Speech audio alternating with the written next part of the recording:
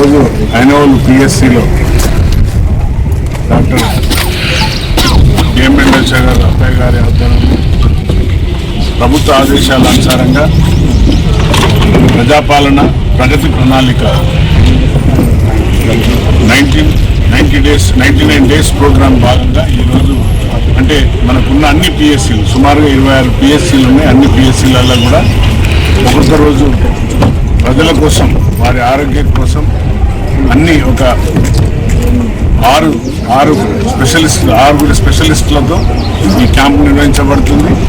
ఇది ముఖ్యమంత్రి గారి యొక్క విజన్ ప్రకారంగా ఈ యొక్క ప్రణాళిక ప్రకారంగా ఇది చేయడం జరుగుతుంది. ఇందులో భాగంగా ఇప్పటివరకు మనం గుర్తించిన బీపీ అంటే హైపర్ టెన్షన్ అంటాం 1169 మందిని గుర్తించడం జరిగింది. ఈ మండలం ఓన్లీ ఐనవోల్ మండలం. అలాగే షుగర్ పేషెంట్స్ అంటే షుగర్తో బాధపడే వాళ్ళు 384 మందిని, అలాగే క్యాన్సర్తో వివిధ రకాల క్యాన్సర్లు ఉంటాయి. Cervical cancer, breast cancer, oral cancer అంటే ఎక్కువగా మహిళలకు వస్తుంది. పురుషులకేమో ఎక్కువ సిగరెట్ తాగడం లేక వేరే దురలవాట్ల వల్ల వచ్చే క్యాన్సర్స్ వేరే ఉంటాయి.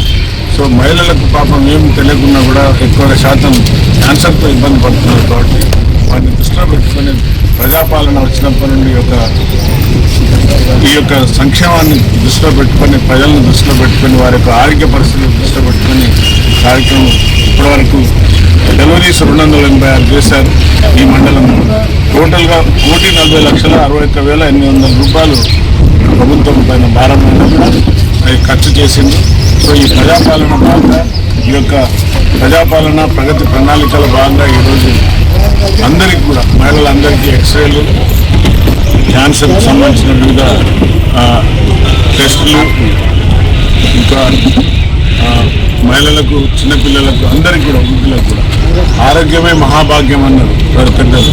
కాబట్టి ఆరోగ్యవంతమైన జీవితం గడపాలనే ఉద్దేశంతో ముందస్తుగానే ఎలాంటి ఈవెన్ 14 సంవత్సరాల బాలికలకు అంటే మన హాస్టల్లో కానివ్వండి, చదువుకునే స్కూల్లో కానివ్వండి, లేక గ్రామంలో ఉన్న 14 సంవత్సరాలు నిండిన బాలికలను కూడా గుర్తించి వారికి ముందస్తుగా క్యాన్సర్ వ్యాధి రాకుండే విధంగా ప్రభుత్వ పాలనలో ఈ యొక్క మండలాల్లో అన్ని మండలాలలో కూడా పిఎస్సీలలో ఈ రోజు నుండి 99 రోజులు ప్రోగ్రాం నిర్వహించబడుతుంది. కాబట్టి ప్రజానాయకులందరూ కూడా వీటిని తప్పనిసరిగా వీరి యొక్క సహాయ సహకారాలు డాక్టర్ గారికి వారి దారికి అందించి మన గ్రామాలలో అందరికీ తెలియపరిచి సోషల్ మీడియా ద్వారా అందరినీ కూడా ఈ యొక్క ఫ్రీ హెల్త్ క్యాంప్ కాబట్టి తప్పనిసరిగా అందరినీ కూడా వచ్చే విధంగా ఇంకా నెక్స్ట్ మండలం కడిపికొండలో ఉంటుంది. అక్కడికి కూడా అందరూ కూడా పాల్గొనాలని మరి మీడియా మిత్రులు దీన్ని తప్పనిసరిగా దీన్ని ఎన్లైట్ చేసి సోషల్ మీడియాలో కానివ్వండి, ఛానల్ ద్వారా కానివ్వండి, పత్రికా ముఖంగా కానీ తెలియపరిచి ఈ యొక్క హెల్త్ క్యాంప్ ఎవరైతే బడుగు బలహీన వర్గాలు ఉన్నాయో అత్యధిక హాస్పిటల్ పోయి ఖర్చు చేయలేని పరిస్థితులలో ఈ ప్రభుత్వం చేపట్టిన మన యొక్క ముఖ్యమంత్రి గారి యొక్క దిశానిర్దేశాన్ని ముందుకు తీసుకెళ్లాల్సిన బాధ్యత మన అందరిపైన ఉంది. కాబట్టి ముఖ్యంగా మన స్టాఫ్ హాస్పిటల్ సిబ్బందిని కూడా నేను అభినందిస్తున్నాను.